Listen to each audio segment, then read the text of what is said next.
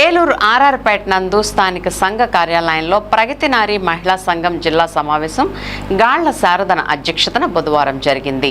ఈ సమావేశానికి ముఖ్య అతిథిగా హాజరైన పిఎన్ఎస్ రాష్ట్ర నాయకులు ఎం నాగమణి మాట్లాడుతూ రాష్ట్రంలో గంజాయి, డ్రగ్స్ మత్తు పదార్థాలు విచ్చలవిడిగా మారుమూల ప్రాంతాలకు సైతం అందుతున్నాయని, ముఖ్యంగా యువత, విద్యార్థులు వీటి వల్ల చెడు వ్యసనాలకు గురవుతున్నారని ఆందోళన వ్యక్తం చేశారు.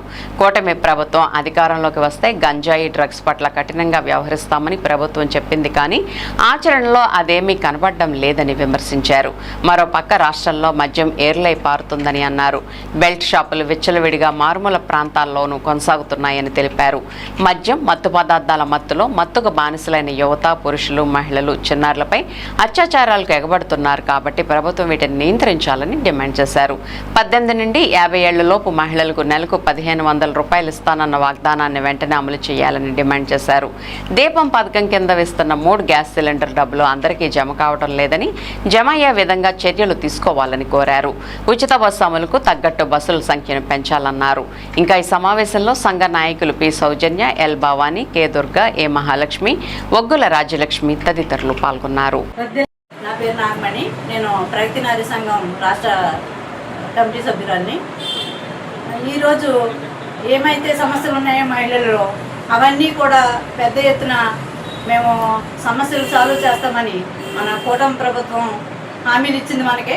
అయితే ఈ తల్లికి వందనం అనేది కూడా కరెక్ట్గా అది ఎవరికి అందరికీ కూడా రావట్లేదు.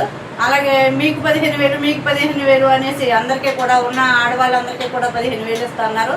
అది ఇప్పటికీ అమలు జరపట్లేదు. ఫ్రీ బస్సు వేసారు, కానీ అది బస్సు ఓన్లీ ఎక్స్ప్రెస్లకి, ఆర్డినరీ బస్సులకి ఆ 2 ఇవ్వడం వల్ల ఆడవాళ్ళు చాలా ఇబ్బందులు పడుతున్నారు. ఆ 2 బస్సుల్లోనే సీట్లు సరిపోక ప్రమాదాలు కూడా గురవుతున్నారు వాళ్ళు.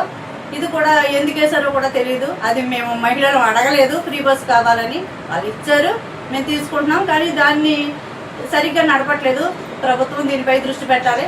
అలాగే మనం ఈ స్కూళ్ళు, ఈ కాలేజీల విషయానికి వస్తే ఈ మిడ్ డే మీల్స్, అంగన్వాడీ స్కూళ్ళు కూడా పిల్లలకి సరైన పోషకాహారాలు అందట్లేదు.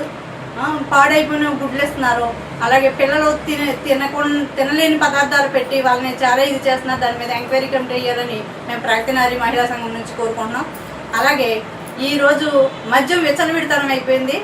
ఈ మద్యాన్ని అరికట్టేందుకు మేము చాలా భారీ ఎత్తున మేము కృషి చేస్తామని మన పవన్ కళ్యాణ్ గారు, అలాగే చంద్రబాబు నాయుడు గారు మనకి హామీ ఇచ్చారు. అది దాని మాటే మర్చిపోయారు. ఇప్పుడు మాట మర్చిపోయి ఇదే ఈ తిరుపతిలో లడ్డూలు ఏదో నెయ్యి కలుషితం అయ్యింది, ఇలాంటి వాటి మీద ధ్యాస పెడుతున్నారు తప్ప మన మహిళలపై ఏ విధమైన ధ్యాస పెట్టట్లేదు.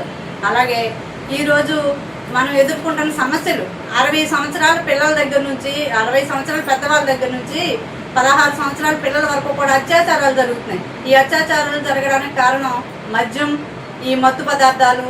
ఇవన్నీ అరికట్టాలని ఈ ప్రభుత్వాన్ని నేను ప్రగతి నారీ సంఘం నుంచి డిమాండ్ చేస్తున్నాను.